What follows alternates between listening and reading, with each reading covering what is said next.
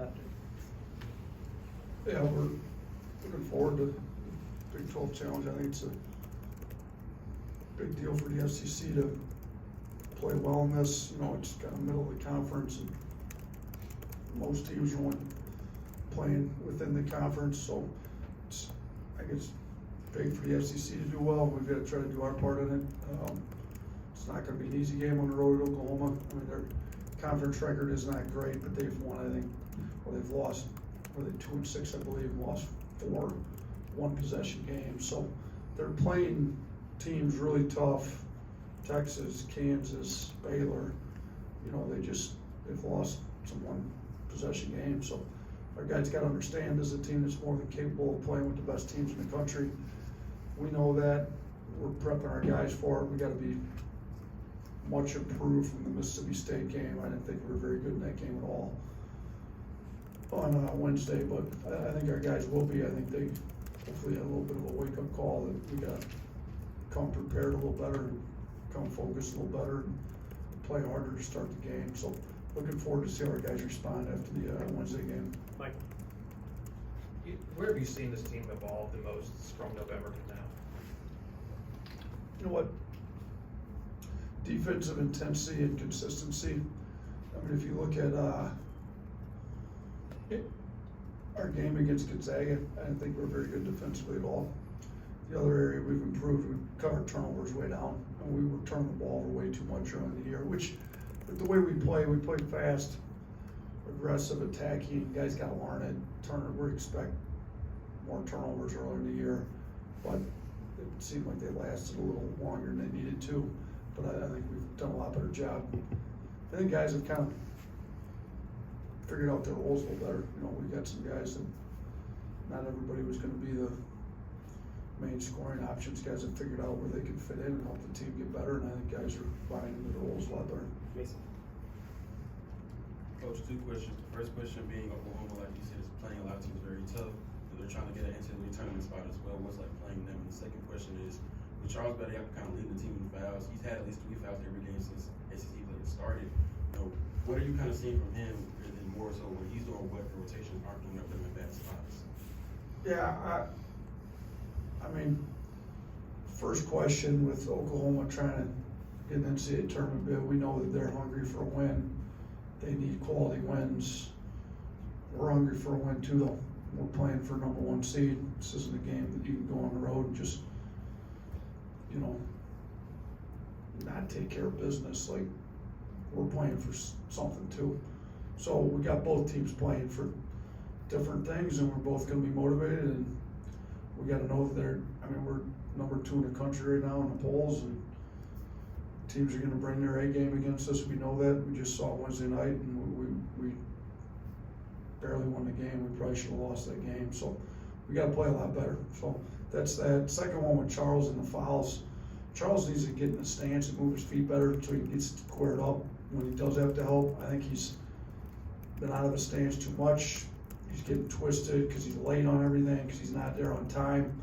So that's one. The stuff he can do himself to help out. 2 is our guards do need to do a little bit better job staying in front so he's not put in as many situations as he is. But our defense is built on putting Charles at the rim. Like, we're trying to run guys off the 3-point line. We want Charles to be at the rim, protect the rim. So he's got to be able to do his job. And he's got to do it without fouling. But, you know, and he's had some tough fouls. I mean, there's some iffy rebounding fouls that could have been called 30 times in the game. For whatever reason, they choose to call the one on Charles. So he's gotten some bad luck. He's got to do better himself, and then our guards got to do better. Hopefully a combination of all that can keep him in the game, because our defense is definitely better when he's in the game protecting the rim. Charlie. With Clowney and Sears kind of slowing from 3, do you do anything to try to help those guys get out of that? Or I know you're always talking about, you know, keep taking shots, but do you do anything to maybe try to help? Yeah, I mean, I pulled all Sears missed 3s. We both looked at both, and we've got the NOAA system that tells you whether they're missing left, right, long, short. So we looked at both those guys. You know, Sears is like right there, and he's been a consistent shooter his entire career. So he just needs to get some confidence back. And I don't think there was, you know, there's a couple little tweaks that we saw maybe, but I don't want to mess with his head too much, because I think he's a really good shooter that's been a consistent shooter his whole career, and we just got to get back making shots. Clowney, you know, he'd been making shots in practice, so we worked a little bit with him on his footwork, just being ready, stepping into it, but I really don't want either of them not taking open shots. I think it hurts our offense when we got those guys turning down shots. So I think the last team that decided not to guard Clowney came out and made 4 threes in the first 4 minutes of the game. So hopefully teams will see his shooting and decide not to guard him again, and he'll knock down four threes in the first 4 minutes of the game and help us open the game up, because we know he's more and he's been a little streaky in high school. I think he missed his first 19 threes of the season and then shot 40% the rest of the season. So hopefully he's got his 16 misses out of the way and starts knocking some down. So he's been making them in practice, so I anticipate seeing him going in the game here pretty quick. Nick. Yeah, we got to talk to Noah and Mari today. They mentioned just how tough the past 2 weeks have been, but also how that's brought them together. How have you seen the leadership from just this group and just kind of how they've handled the past 2 weeks? Yeah, I think guys have pulled each other together, guys have talked to each other, guys have, you know, I've talked to guys and they'll tell me, yeah, I've touched base with everybody on the team. They give me a pretty good pulse on it. So, you know, Gurley's been here for 2 years now. He's a 5th-year senior. He's smart. He's a good kid, high character kid. So he's been great to have in the program. He's the guy that leads the team in prayer before games. So comes from a family. His dad's a pastor. So it's been great to have him here.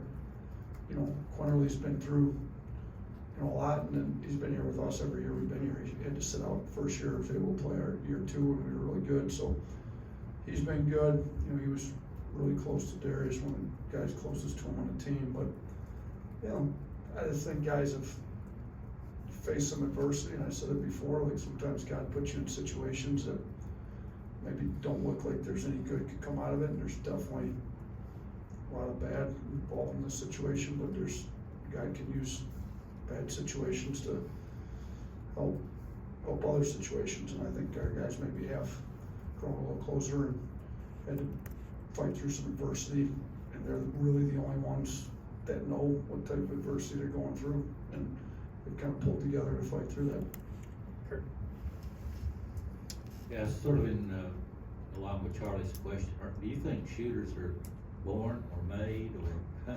Listen, I always tell our players, we use a quote, shooters are made, not born.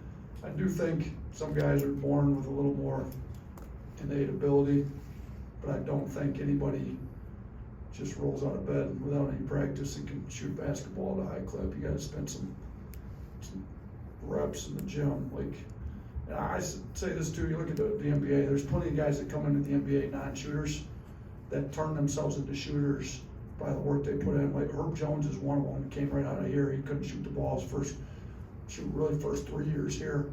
And you go look at his percentage in the NBA, he got a lot better his senior year. We spent a lot of time in the gym with him. He spent a lot of time in the gym. He's one of the hardest working guys on the Pelicans now. I mean, you can read the articles about his work ethic down there, and he's turned himself into a shooter. So I definitely think some guys are born with a little more innate ability to shoot the basketball, but those guys get passed up by guys with a better work ethic if they don't have a work ethic. So, like, Petty's one of those guys that really natural shooter, you know, and he put time in to continue to get better, and he's a leading 3-point shooter to come out of here. Herb was one of those guys that wasn't as good, and he had to work really hard to get there, but he did. Charlie. On the flip side of Clowney and Sears, you have guys like Ryland and Dom and Quinterly stepping up from 3. Is that big whenever you have some guys that are going to get a lot of minutes to do that? Yeah, we shooting was a huge priority in the off season. You know, it's Sears shoots it really well. Dom shot it well over 4 years, and we brought Ryland in. So we're getting Amari back, who's, you know, shot it really well today in practice. So if some guys are struggling, we need some other guys to pick them up. So we've got a stable of shooters on this team. Hopefully we can get the right ones going here, because our 3-point percentage, you know, was not good last game, but it's been a big part of what we do. We're going to take a lot of threes and certainly be helpful for making them. Tony. I've got two, but first off, just how much did the Mississippi State game prepare you for Oklahoma, both in scheming and then also in terms of just situational, like where Mississippi State is and where Oklahoma is? Yeah, it's actually a great point, because like Mississippi State's record wasn't great, but they're a good team. They're a lot better than what their record showed. I mean, you look at their first 8 games in conference, they think they've had Tennessee twice and us twice. So they're a better team than what the record would indicate. I think Oklahoma's the same way with their record in Big 12 play. And then schematic wise, it's pretty similar too. Now, Mississippi State's a lot more aggressive, trying to force turnovers, but pick and roll coverages, some different stuff like that. I mean, it'll be attacking similar. So we didn't do a very good job against Mississippi State. We need to do a lot better job against, so, you know, the switching, kind of 1 through 3, 1 through 4, depending on where they've got Hill at. A lot of that stuff is similar. So we've been working the last couple of days trying to get a little better at that stuff. And can you use the potential of the number one ranking as a motivator, and what would that mean to the program to get that? You know what? We haven't yet. I don't know if the guys wanted that bad. I haven't really asked them. I'm not. To me, you just take care of business and let all that stuff kind of fall where it falls. To me right now, with our players, our motivation is to try to get better every game. We're trying to play for an SEC championship. We're trying to make a deep run in the NCAA tournament. So in order to do that, you gotta get better every game. You wanna be peaking in March. To me, that's what we've been preaching our guys. And I felt like we had gotten better, you know, up until the last game. I thought we took a big dive the last game. So we gotta flip this thing around and make a big jump forward this next game, because I felt like we went backwards the last game.